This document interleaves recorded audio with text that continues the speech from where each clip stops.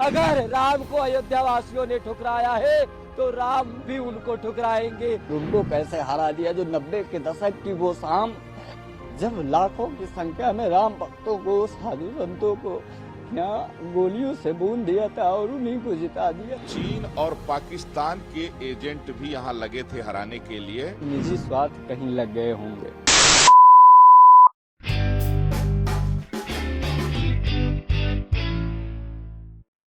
The overall win of BJP-led NDA felt like a defeat, and the opposition seemed quite satisfied with the results.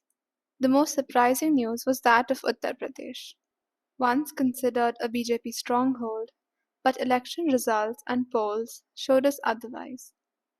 Despite theocratic propaganda brewing in the state for decades, voters cut across different castes, communities, and religions showed us what the nation really wants, and the answer was definitely not temples.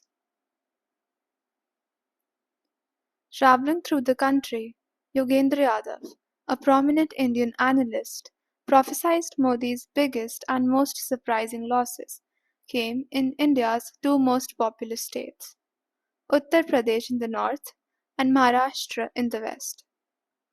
Indian voters were no longer held spellbound by Modi's charismatic nationalist appeals and were instead starting to worry about the politics which was affecting their lives. The issue wasn't GDP growth, but rather the distribution of the country's economy. Modi's allies had definitely struck it rich, but many ordinary Indians suffered. According to a CNBC report, nearly half of all Indians between the ages of 20 and 40 are unemployed. Indian farmers have repeatedly protested Modi's policies that they felt hurt their livelihoods. But this was before the elections and way before the election results.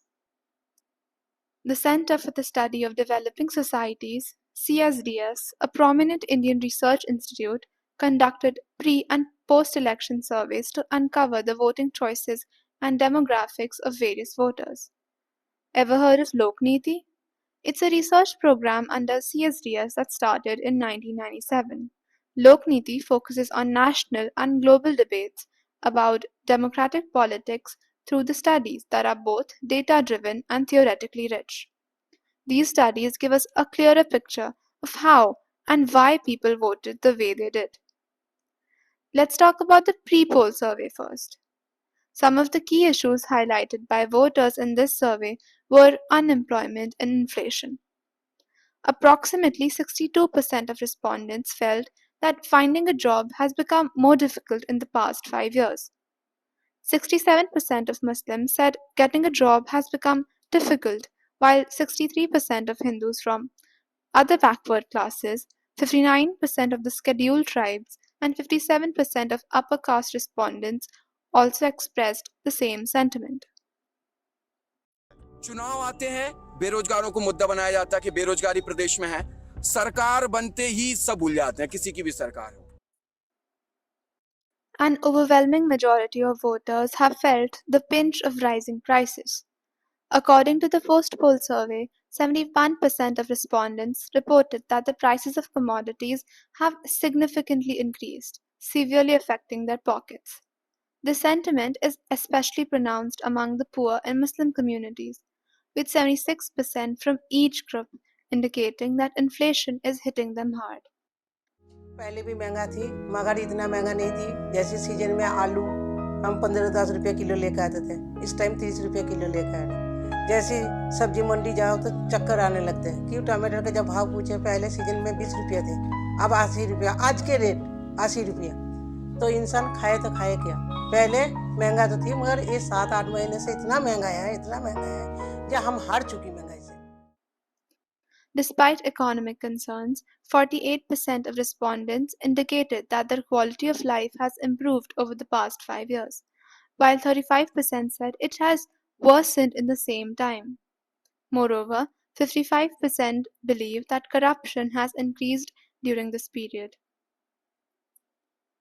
Yes, this is quite different from what mainstream media showed us, especially in the exit polls.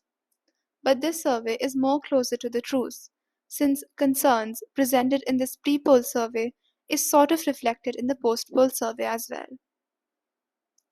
The Lokniti CSDS post-poll survey data shows us that general upper caste Brahmin, Rajput, and Vaishya voters in Uttar Pradesh largely favored the Bharatiya Janata Party, while other backward classes, scheduled castes, and Muslim voters in India's most populated state preferred the India alliance. Although BJP managed to retain significant support among upper caste Hindus, it faced substantial losses among OBCs, Dalits, and Muslim voters. Many Dalits concerned about potential changes to the constitution shifted towards the India alliance, which campaigned on protecting constitutional values. Additionally, the minority community largely avoided the BJP, with significant portions of Muslims, Sikhs, and Christian voters supporting opposition parties. Economic issues played a crucial role in voter decisions. Those struggling economically were more likely to vote for the opposition, while those who felt economically stable were divided in their support. This rural urban divide was evident in voting patterns. The waning popularity of Narendra Modi and concerns about unemployment and governance issues further influenced the electoral outcome in favor of the India alliance. The outcome of the elections crumbled the BJP's estimate of 400 plus seats and was a major setback to the creation of a Hindutva country. Television newsrooms had created much commotion that there was no other option than the BJP. But the people of India restored democracy by giving support to its very first pillar, the opposition.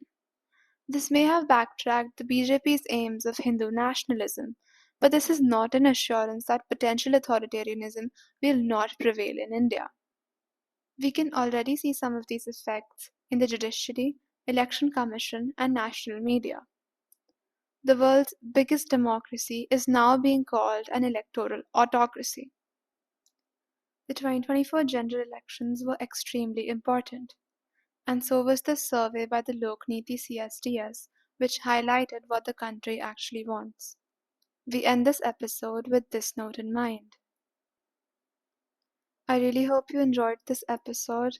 It was very fun working for this topic and the one prior to this.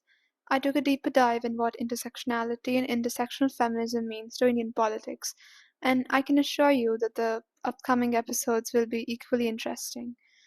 It would mean a lot if you follow What the Feminism podcast and share it with others. All the sources are in the show notes and our socials are below too. Hope to see you next time. Bye bye.